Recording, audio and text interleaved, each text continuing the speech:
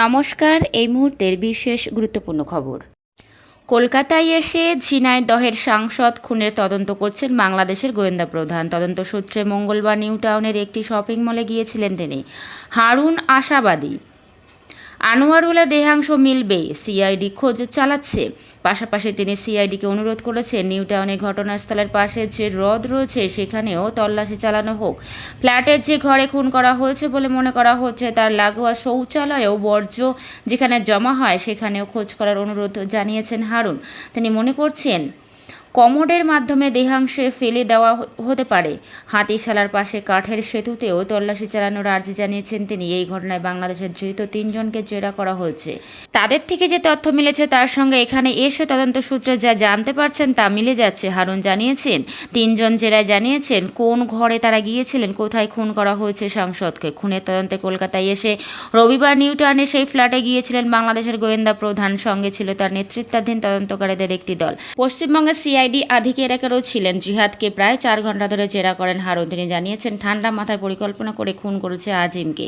CID জেনেছে বাল্যবন্ধু আখতারুজ্জামান শাহিনের সঙ্গে সোনার ব্যবসা করতেন আজিম। ব্যবসায়িক লেনদেনে কয়েক কোটি টাকা না পাওয়া নিয়ে আজিমের উপরে শাহিনের ক্ষোভ ছিল বলে তদন্তকারীদের একাংশের অভিমত। মনে করা হচ্ছে প্রতিহিংসার কারণে নিখোঁজ চক্রকে কলকাতায় ডেকে সাংসদকে নিকেশের পরিকল্পনা করে শাহিন। তবে এখনও বহু ধোঁয়াশা রয়েছে দুদেশের তদন্তকারীদের মনে। সাংসদের দেহের কোনো টুকরো বা সেই টুকরো করার কাজে ব্যবহৃত ছুরি কাচের হদিশ মেলেনি। এই খুনে বাংলাদেশ থেকে 3 জন এবং কলকাতা থেকে একজনকে গ্রেপ্তার করা হলেও আরও 4 জন অভিযুক্ত শাহিন, সিমাম, ফয়জল এবং মুস্তাফিজুর এখনও অধরা। তাদের খোঁজ পেতে ইন্টারপোলের সাহায্য নিতে পারে রাজ্য গোয়েন্দা পুলিশ। তদন্তকারীদের ধারণা শাহিন আমেরিকা এবং সিয়াম নেপালে পালিয়েছে। বাকি 2 জন বাংলাদেশে থাকতে পারেন। বাংলাদেশের গোয়েন্দা প্রধান দাবি করেন সে দেশে আজিমকে খুন করার জন্য 2 বার পরিকল্পনা করেও তার উপায়িত হয়নি। এরপরেই তারা আনোয়ারুলকে কলকাতায় ডেকে নিয়ে গিয়ে খুনের চক্রান্ত করেন। হারুনের দাবি সাংসদকে দিন 2 আটকে রেখে মুক্তিপণ আদায়ের পরিকল্পনা করেছিলেন, কিন্তু বেশি পরিমাণে চেতনানাশক প্রয়োগের ফলে তিনি অর্ধমৃত হয়ে পড়েন। তখন তাকে মেরে ফেলা হয়। এ রাজ্যের তদন্তকারীরা যদিও বলছেন চেতনানাশক বা ক্লোরোফর্ম প্রয়োগের বিষয়টি বাংলাদেশের পুলিশ তাদেরকে আগে বলেনি।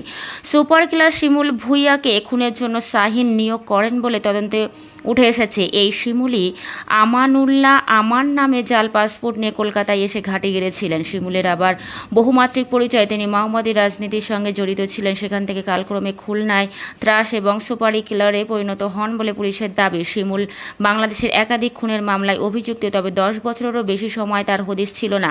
2019 সাল নাগাদ নিজের নাম বদলে তিনি আমানুল্লাহ নামে পাসপোর্ট তৈরি করেন। গোয়েন্দারা জানতে পেরেছেন শিমুলের এক আত্মীয় বাংলাদেশের প্রভাবশালী সরকারি অফিসার।